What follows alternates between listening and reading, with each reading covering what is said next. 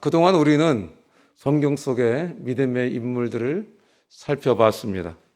오늘부터는 예수님께서 하셨던 비유에 대해서 함께 살펴보도록 하겠습니다. 성령께서 여러분 각 심령 속에 큰 은혜와 감동 주시기를 기대합니다. 아마 연배가 드신 분들은 다 알 거라고 생각이 됩니다. 1995년 삼풍백화점이 무너져 내렸습니다. 기억나십니까?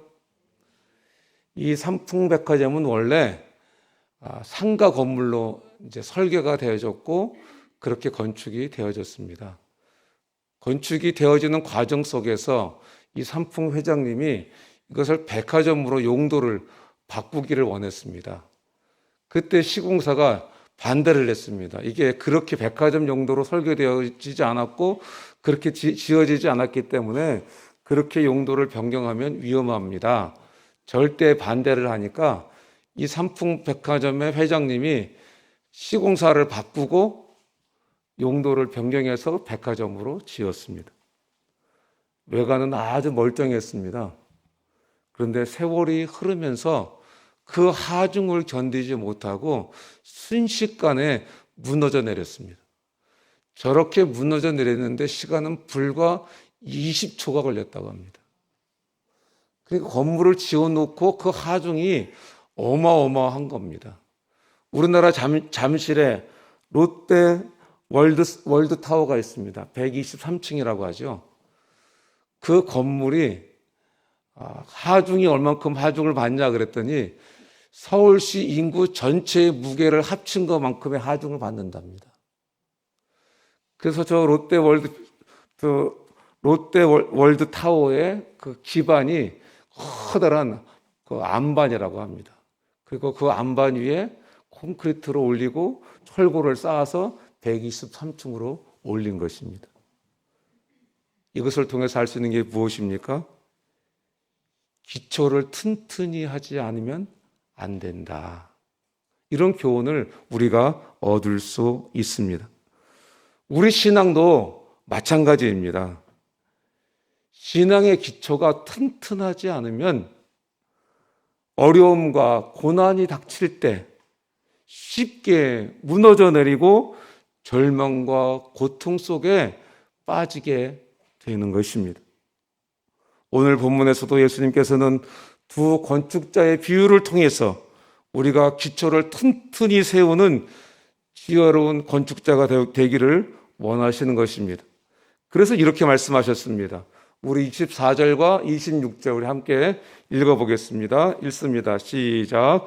그러므로 누구든지 나의 이 말을 듣고 행하는 자는 그 집을 반석 위에 지은 지혜로운 사람과 같으리니 나의 이 말을 듣고 행하지 아니하는 자는 그 집을 모래 위에 지은 어리석은 사람과 같으리니. 하나님의 말씀을 듣고 행하는 사람은 지혜로운 사람과 같다. 그런데 하나님의 말씀을 수없이 들었지만, 하나님의 말씀을 알고 있지만 말씀을 따라서 행하지 않는 사람은 어리석은 사람이다. 어리석은 사람과 같다. 이렇게 말씀하셨습니다. 그리고 25절, 27절에서 이렇게 말씀하십니다. 기초를 반석 위에 세운 지혜로운 사람의 집은 비가 내리고 창수가 오고 바람이 부딪혀도 무너지지 않고 안전하다. 이렇게 말씀하십니다. 그런데 기초를 모래 위에 세운 어리석은 사람의 집은 비가 내리고 창수가 나고 바람이 부딪히면 심하게 무너진다. 이렇게 말씀하셨습니다.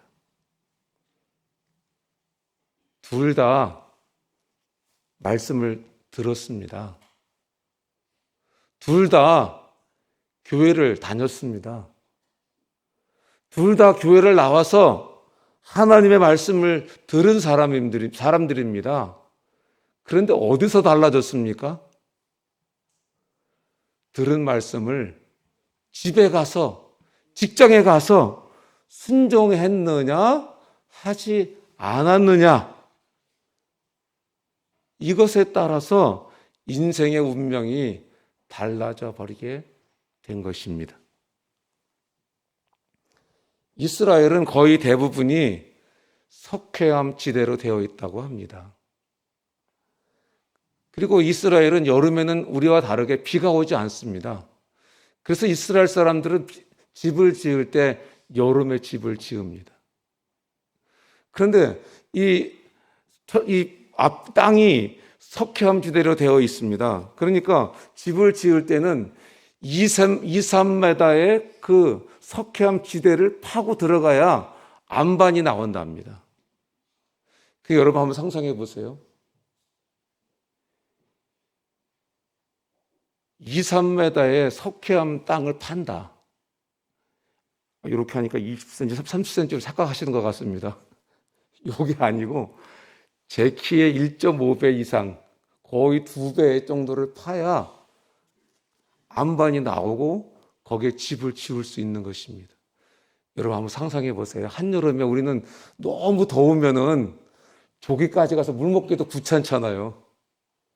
그런데 지금 한여름에 그 태양볕에 땀 뻘뻘 흘리면서 여러분 석회암이 한여름에 얼마나 더 딱딱하게 굳겠습니까? 그런데 그런 고생을 해서 2, 3m를 파서 집을 짓는 겁니다. 그러니까 집을 지을 때 모래 위에 짓는 사람들은 그 2, 3m의 석회암 땅을 파고 들어가서 안반에다가 집을 짓는 사람들을 보면서 아이고 저거 저렇게 어리석기는, 아이고 저거 바보같이 한여름에 저 뭐하는 짓이야, 그랬을 것입니다. 그런데 집을 지어 놓습니다. 그리고 나면은 이제 가을이 되기 시작하면 비가 오기 시작합니다. 그리고 겨울이 되면 비가 엄청나게 오기 시작합니다. 그러면 그때서야 어떤 사람이 정말 지혜로운 사람인지 그때 드러나게 되는 것입니다. 그러니까 당장은 석회암 집안 위에다가 집을 지을 때 땅이 딱딱하니까 괜찮네, 살만하네 하고 집을 지은 것입니다. 그런데 비가 오니까 무너져 흘러가고 마는 것입니다. 예수님의 말씀을 듣고 행하는 사람이 이와 같다, 이렇게 말씀하십니다. 예수님 말씀대로 살아가는 거 쉬운 거 아닙니다. 한여름에 석회암 땅을 2m, 3m 파고 들어가는 것과 똑같은 것입니다. 하나님 말씀을 듣고 그대로 행한다는 것은 이렇게 어려운 일인 것입니다. 하지만 그럼에도 불구하고 그렇게 파고 들어갔을 때 안전했던 것처럼 하나님의 말씀, 그 말씀대로 순종할 때에 우리의 인생에 환난이 올 때에 우리 인생이 안전하다고 말씀하시는 것입니다. 여러분, 안타까운 영상을 하나 제가 보여드리기를 원합니다. 영상을 한번 보여주십시오.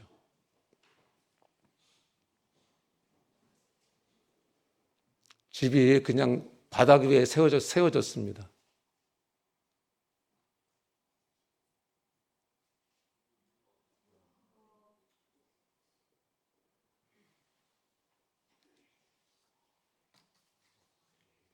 여러분 얼마나 안타깝습니까? 저 집 짓느라고 나름대로 얼마나 수고했겠습니까? 돈은 얼마나 들었겠습니까? 여러분, 우리는 예수님의 말씀을 듣고 행하는 자가 되어야 할 줄로 믿습니다. 하나님의 말씀을 듣고 행하지 않는 것은, 순종하지 않는 것은 홍수에 휩쓸려가는 집과 마찬가지인 것입니다. 여러분, 인생에는 비가 내리고 창수가 오고 바람이 부딪힐 때가 있습니다. 그게 우리 인생입니다. 우리 인생은 삼중고가 몰아칠 때가 있습니다. 비만 오는 게 아니고 창수도 오고 바람도 부딪히는 인생의 삼중고를 맞이할 때가 있습니다. 이런 환란에서 자유한 사람은 아무도 없습니다. 어떤 그리스도인도 이런 환난에서 자유로울 수 없습니다. 목사인 저도 이런 환난에서 예외는 아닙니다. 사도행전 14장 22절에서 사도 바울은 이렇게 말씀하고 있습니다. 한번 다 같이 읽어보겠습니다. 읽습니다. 시작.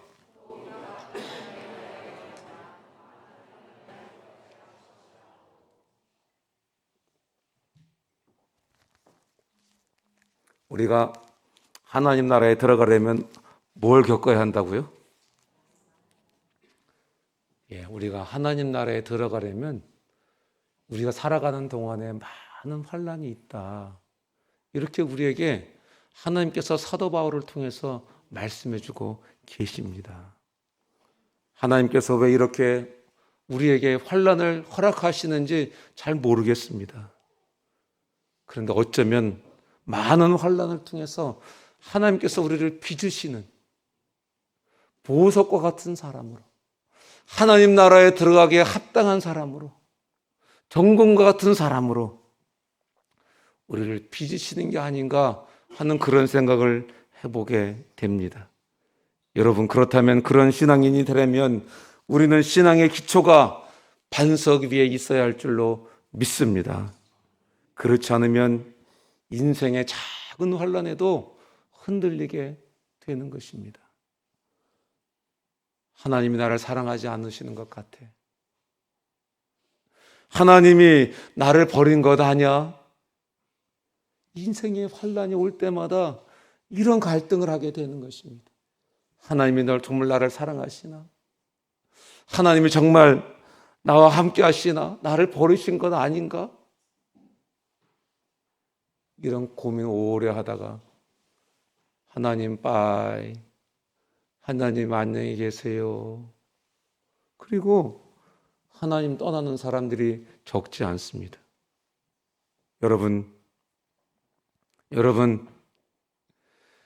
여러분의 신앙의 집은 잘 지어지고 있으십니까? 여러분의 신앙의 집은 정말 안전하게 잘 세워져 가고 있으십니까? 나는 환난이 없을 거야. 여러분, 그런 장담하지 마십시오. 아직까지 여러분의 인생에 큰 환난이 없었다면 감사하십시오. 그러나 분명한 것은 언제 내 인생에 비가 오고 창수가 오고 바람이 부딪힐지 알 수 있는 사람은 아무도 없다는 것입니다. 그런데 분명한 것은 온다는 것입니다. 우리의 삶에는 항상 예기치 못한 폭풍이 시도 때도 없이 몰려옵니다. 믿었던 사람에게 발등을 찍히기도 하고요. 잘 나가던 사업이 갑자기 좌초되기도 하고요. 생각지도 못했던 불경기를 맞기도 하고요. 건강했던 몸에 갑자기 상상치도 못했던 엄청난 질병이 오기도 합니다. 중요한 것은 누가 이 폭풍을 이겨낼 수 있는가 하는 것입니다. 정말 중요한 것은 누가 이 폭풍을 이겨낼 수 있는가. 그러므로 말씀을 듣기만 하는 자가 아니라 말씀을 우리의 삶으로 옮겨야 합니다. 이것이 신앙의 집을 짓는 방법인 것입니다. 여러분, 우리 인생도 어떻게 보면 집을 짓는 것과 같습니다. 그런데 교회는 다니지만 말씀대로 순종하지 않고 불신자와 결혼하는 분들이 있습니다. 이거는 모래 위에 집을 짓는 분들인 것입니다. 결혼 생활도 이렇게 보면은 남편분들은 유교적이고 가부장적인 태도로 아내가 여자라는 것 때문에 아내를 무시하는 분들이 제법 많은 것 같습니다. 아내를 무시합니다. 함부로 말합니다. 함부로 대우합니다. 그리고 아내는 마치 부엌에서 밥을 해내되는 마치 하녀처럼 생각하는 분들이 있는 것 같습니다. 여러분, 그렇지 않습니다. 하나님이 남편들에게 뭐라고 말씀하셨습니까? 아내 사랑하기를 그리스도께서 교회를 위하여 자기 목숨을 내어준 것 같이 사랑하라고 말씀하셨습니다. 여러분, 남편이 아내를 이렇게 사랑하는데 어느 아내가 남편에게 순종하지 않겠습니까? 제정신이 아니죠, 그렇게 되면. 또 아내들도 남편들을 아주 무시하는 분들이 많이 있는 것 같습니다. 남편을 무시하고 남편의 자존감 완전히 깔아뭉개고 그런 분들도 제법 많은 것 같습니다. 여러분, 하나님 뭐라고 말씀하셨습니까? 남편에게 복종하고 남편에게 순종하라고 말씀하셨습니다. 아이고, 저 인간이 나한테 어떻게 하는데 내가 저 인간한테 순종하고 복종합니까? 아이고, 내가 저런 인간 어떻게 사랑할 수 있습니까? 저를 대학교 다닐 때 영적으로 제자 훈련 시켜주셨던 목사님이 계세요. 그분이 중국에 선교사로 가셨다가 아내분이 정신적인 문제를 안고 한국에 돌아오셨어요. 그분 때문에 사역을 더 이상 하실 수가 없었어요. 그분이 사역을 내려놓고 아내를 끝까지 케어하셨어요. 지금 자매님이 건강해지셨어요. 제가 교제하고 막 울고 나오면 옛날에는 교제하다 야단도 많이 맞았어요. 교제하다가 울고 나오면서 이러고 있으면은 화장실 가서 눈물 씻고 나오면 이영재 아이스크림 먹어요. 그러고 항상 아이스크림을 주셨어요. 저도 그래서 그분을 뵈면 항상 아이스크림을 사드렸습니다. 여러분, 각자가 절대적인 태도를 취하는 것입니다. 아내가 그렇게 해도 남편이 그렇게 해도 나는 하나님 앞에서 내게 주신 말씀을 따라 절대적인 태도를 취하는 것, 이것이 가정생활을 반석 위에 세우는 것입니다. 그렇지 않으면 모래 위에 집을 짓는 결혼 생활인 것입니다. 위태로워지는 것입니다. 자녀 교육도 집을 짓는 것입니다. 우리나라는 교육열이 아주 높습니다. 부모는 자녀가 태어나기 전부터 자녀에게 가장 좋은 것을 주려고 준비합니다. 그리고 자녀가 태어나면 그때부터 가장 좋은 것, 가장 맛있는 것, 가장 좋은 데 데려가려고 노력합니다. 그런데 왜 최고의 하나님을 믿는 그 믿음 생활은 왜 등한시하는지 모르겠습니다.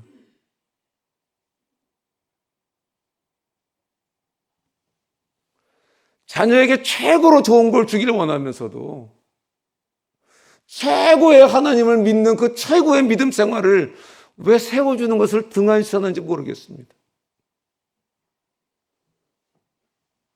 여러분, 우리 다 천국에 갈 겁니다. 근데 거기에 내 새끼가 안 보이면 어떻게 하실래요? 그렇게 사랑해서 가장 최고의 것을, 가장 좋은 것을 지면서 데리고 살았는데 최고의 하나님을 믿는 믿음 생활을 세워주는 것은 등한시하다가 그 자식 천국에서 못 만난다면 어떡하실래요?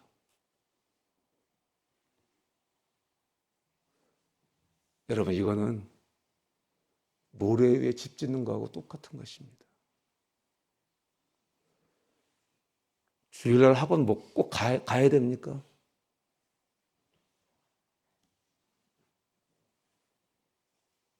주님 중심의 신앙생활을 세워주는 것이 제일 중요한 것입니다. 정말 중요한 것입니다. 주위를 둘러보면 하나님의 말씀을 듣는 그것만으로 만족하는 분들이 너무나 많은 것 같습니다. 유튜브로 많은 설교를 듣습니다. 밥하면서도 듣고 운전하면서도 듣고 좋다는 유튜브 설교 다 듣습니다. 기독교 방송도 엄청나게 많습니다. 설교가 철철 넘칩니다. 그리고 다른 분들한테 이야기합니다. 어느 목사님 설교 너무 좋아. 어느 목사님 설교 들으니까 너무 은혜가 넘쳐. 여러분, 그게 정말 은혜가 넘치는 겁니까? 귀가 만족스러운 겁니까? 그래서 우리의 삶이 변화되었습니까? 그 설교를 들으면서 하나님과 나와의 관계가 개선되었습니까? 그래서 그 설교를 들으면서 내가 예수님을 닮아가고 있습니까? 그래서 내가 그 설교를 들으면서 사랑이 많은 사람으로 변화되었습니까? 그래서 내가 그 설교를 들으면서 겸손한 사람이 되었습니까? 다른 사람을 섬길 줄 아는 사람이 되었습니까? 늘 부정적이고 남을 비판하던 내 삶의 모습이 긍정적으로 변했습니까? 복음 전하고 제자 삼는 사명자로 변화되었습니까? 제가 얼마 전에 뜻을 정한 다니엘이라는 설교를 한 적이 있었습니다. 그 설교를 하고 나서 이렇게 빙빙 돌아서 어떤 분의 이야기를 제가 듣게 됐습니다. 그분이 그 설교를 듣고 그분 집이 양산인데 이 비전센터 근처로 이사 오기로 뜻을 정했다는 이야기를 제가 간접적으로 듣게 되었습니다. 쉬운 결정 아니었겠죠. 또 어떤 부분은 자기들은 그동안 새벽 기도를 잘 나오다가 쉬고 있었는데 다시 새벽 기도에 뜻을 정하고 나오기로 했다고 하는 그런 말을 들었습니다. 우리 최근에 카이탈을 했습니다. 이 세대가 어떤 세대냐? 이 세대는 피리를 불어도 춤추지 않는 세대다 이렇게 말씀하셨습니다. 그런데 우리 세계로 공동체를 보면 피리를 부니까 춤추는 공동체인 것을 확인하게 됐습니다.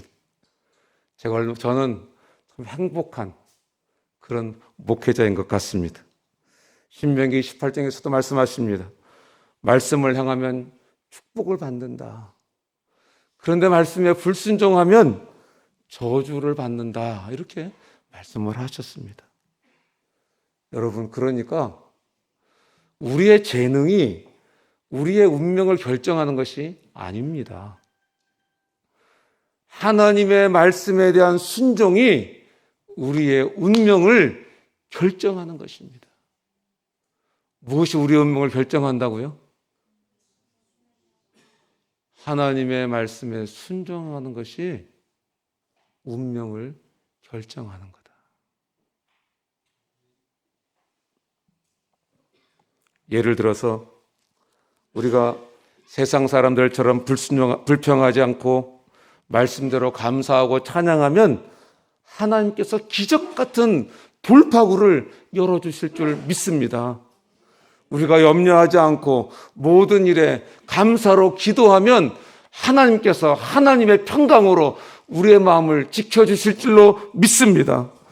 우리가 인색한 마음을 버리고 하나님의 말씀대로 이웃을 구제하고 11조를 드리는 것을 게을리하지 않는다면 하나님께서 우리를 풍요롭게 하실 줄로 믿습니다. 우리가 매일 말씀을 듣지만 들은 말씀을 순종하지 않고 방치하거나 무시해 버린다면 그것은 모래 위에 집을 세우는 것과 같은 것입니다. 어떤 의미에서는 부실 공사 중에 있는 것입니다. 내 집이 언제 떠내려갈지 모르는 상황 속에 있는 것입니다. 중요한 것은 내가 그 말씀을 듣고 의지적인 결단과 의지적인 행동으로 그 말씀을 살아내는 것이 중요한 것입니다. 그때 신앙의 열매가 맺혀지는 것입니다. 그때 내 삶의 열매가 맺혀지는 것입니다. 그때 내 삶의 성품의 열매가 맺어지게 되는 것입니다. 그때 성숙한 그리스도인이 되는 것입니다. 여러분이 진짜 은혜를 받아 성숙한 그리스도인으로 나아가려면 말씀을 가까이 하며 그 말씀대로 행동하는 것이 중요한 것입니다. 신명기 30장 14절 말씀을 우리 한번 다 같이 한번 읽겠습니다. 읽습니다. 시작.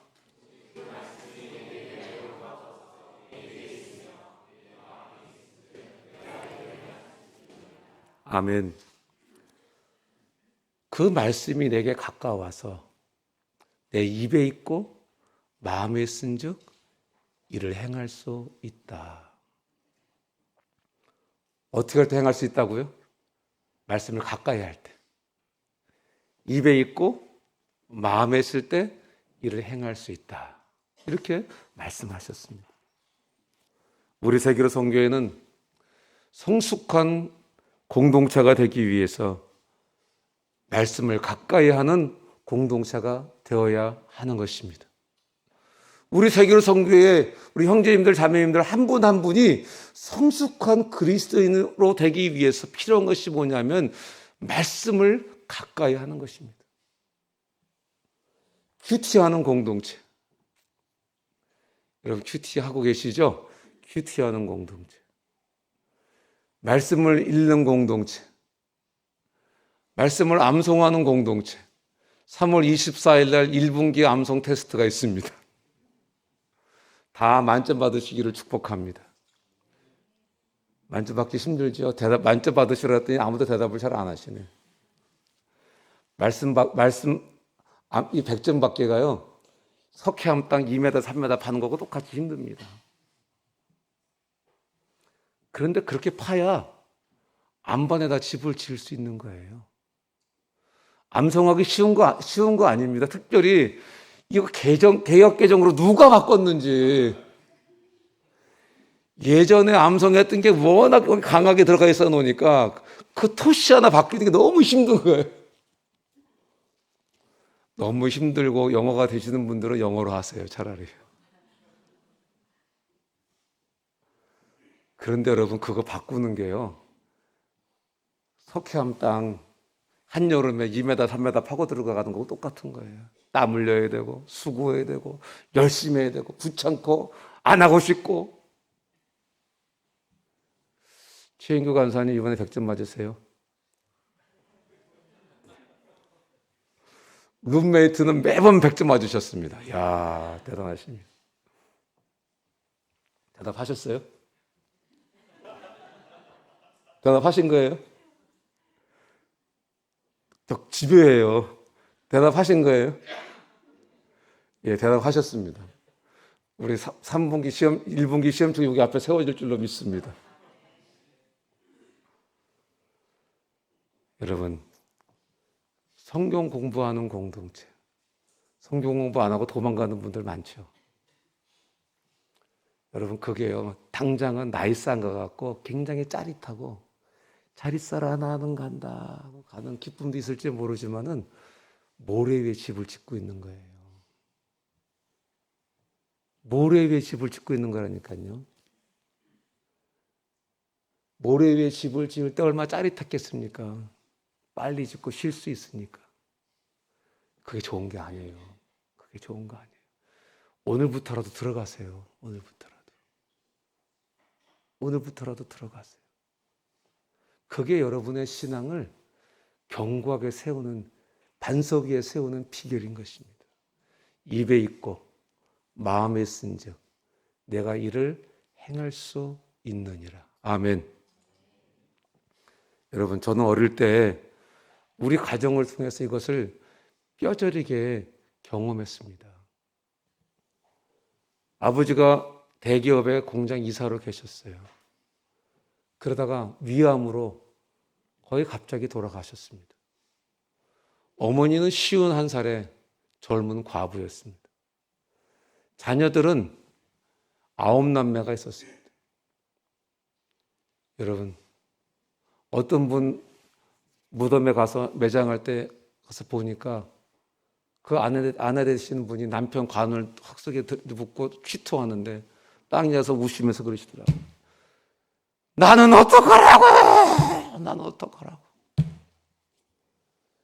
죽은 사람은 죽는 건데 사는 사람이 힘든 거예요. 9자녀를 키우는 게 쉬웠겠습니까?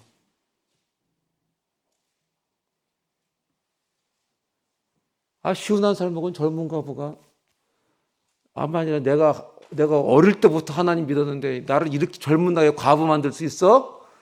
하나님 부인하고 배반할 수도 있지요.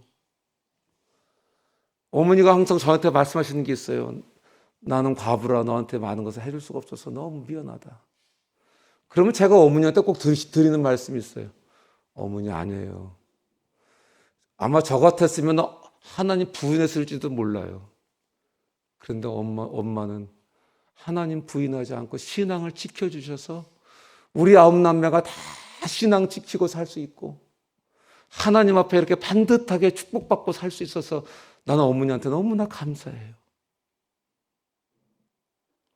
9남매 그냥 내버려 두고 젊은 과부 시집 갈 수도 있었어요. 아버지 없는 자녀들의 필요를 채우는 게 얼마나 힘들었겠습니까? 다 돈 달라고 손 내밀지 않았겠습니까? 아버지 없는 자녀들 다 사춘기 거치지 않습니까? 지금 자녀들 사춘기 한 명만 거쳐도 너무 힘들다 그러는데 9자녀가 사춘기를 거치면서 얼마나 힘들었겠습니까? 돈도 없는 과부가, 젊은 과부가. 그것만이 아니잖아요. 공부시켜야지. 시집장가 보내야 되지. 그런 인생의 폭풍을 우리 어머니가 홀로 어떻게 헤쳐나오셨는지 아십니까? 어머니는 평소에 말씀을 얼마나 많이 읽으셨는지 모릅니다. 지금도 어머니 집에 가면 이제 어머니가 시력을 거의 잃어버리셨어요. 사람을 봐도 물체만 보이지 얼굴이 안 보여요. 그런데 성경 구절을 크게 굵게 출력을 해가지고 하루 종일 성경 말씀 보고 계세요. 어머니는 어릴 때부터 암송을 열심히 하셨습니다. 아궁이에 불을 떼고 밥을 하시면서도 이만큼 암송 카드를 만드셔가지고 벽에다 걸어놓고 암송하시면서 불 떼시고 밥하시고 하셨어요. 어떤 상황이 벌어져도 말씀이 줄줄줄줄 흘러나왔습니다. 지금도 어머니하고 이야기를 하다 보면 어머니가 몇 장 몇 절에 어떤 말씀이 있고 이렇게 지금도 그렇게 말씀하고 계세요. 그뿐만이 아닙니다. 저희 어머니는 새벽 기도를 빠지지를 않으셨습니다. 요즘은 새벽 기도 나오면 너무 더워가지고 옷 벗고 새벽 기도를 합니다. 요즘은. 그 옛날에는 교회가 가난해가지고 한겨울에 겨울 솜 이불을 뒤집어 쓰고 교회를 가고 솜 이불을 뒤집어 쓰고 새벽 기도를 했습니다. 그래도 새벽 기도를 빠지지 않고 하셨습니다. 이게 우리 가정을 살리셨습니다.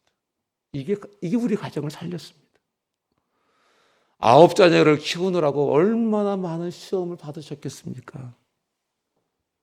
사탄이 이렇게 공격하면 그런데 우리 어머니는 하나님의 말씀으로 그걸 맞대응하셨습니다.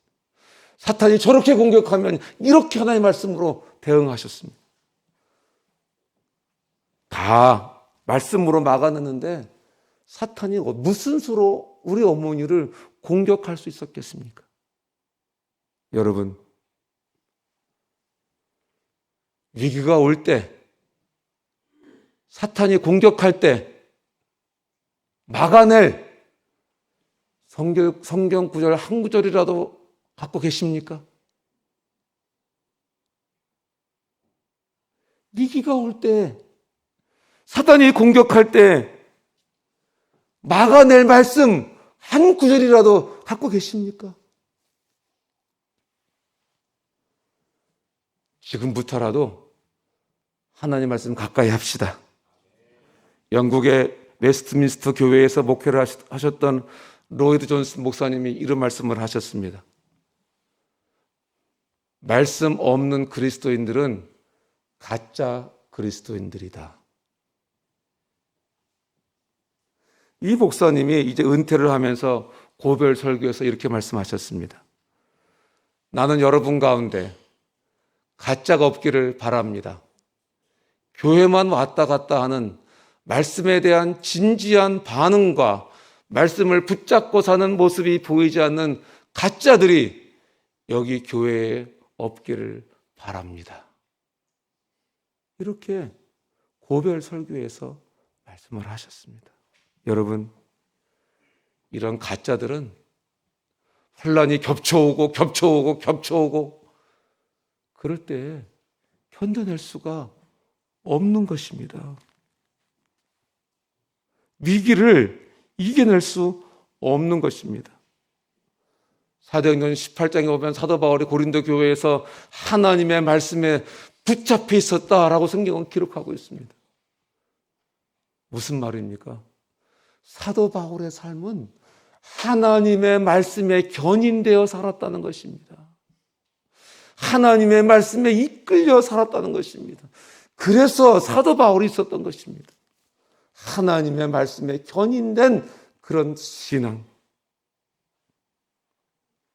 혹시 오늘 설교 말씀을 듣는 분들 중에 자신의 집이 지금 무너져 내리고 있는, 그래서 낙심하고 절망하고 있는 분들이 있습니까? 얼마나 힘드십니까? 그러나 낙심하지 마십시오. 부끄러워하지 마십시오. 하나님 앞에 나와 다시 엎드리십시오. 하나님, 제가 이전에 하나님 말씀 무시하고 제 생각대로 살았습니다. 하나님, 제가 이전에 하나님 말씀을 알고 있으면서도 사람들의 말을 따라서 살았습니다. 하나님, 저의 어리석음을 용서해 주십시오. 이렇게 하나님께 회개하고 하나님께로 돌아가면 하나님께서 여러분의 부서진 집을 다시 세워주실 줄로 믿습니다. 하나님이 다시 세워줄 수 있는 능력이 있으신 하나님이신 것입니다. 말씀을 맺습니다. 오늘 본문 말씀은 마태복음 5장, 6장, 7장 산상수훈의 결말로 주신 그런 비유인 것입니다. 산상수훈을 마무리하시면서 지혜로운 건축자가 되라.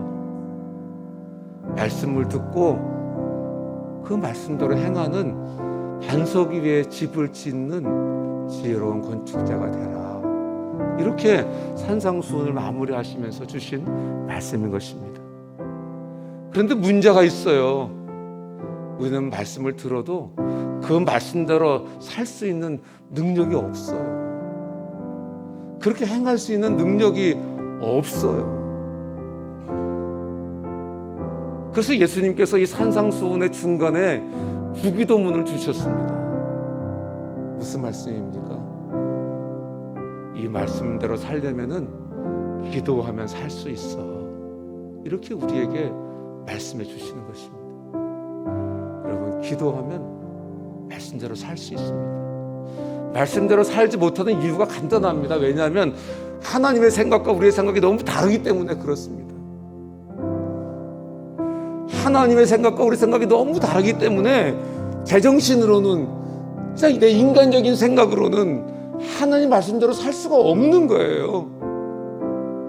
기도할 때 성령께서 내 속에서 하나님의 영을 불어넣어 주실 때, 그때만 말씀대로 순종할 수 있는 거예요. 말을 바꿔서 얘기하면 기도하지 않으면 말씀대로 살지 않는다는 것이에요. 기도하지 않는다는 것은 모래 위에 지금 집을 짓고 있다는 거예요.